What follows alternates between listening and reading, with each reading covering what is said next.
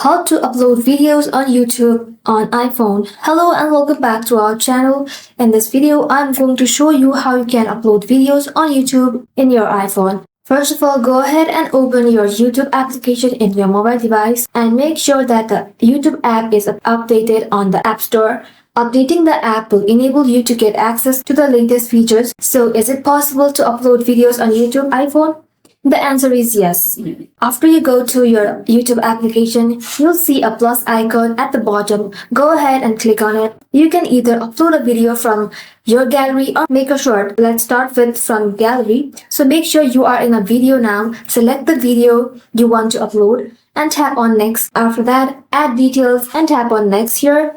Input the privacy and tap on upload video. That's the first option. Now let's talk about short. To upload a short videos, go ahead and make sure you are in short option. And now you can record a short video and then tap on the tick icon. You can add your sound and other effects. Once you're done, tap on next. And here you can add your details. And once done, tap on upload short. And that is how you upload videos on YouTube iPhone. Thank you all for watching the video till the end and stay tuned to our next upload.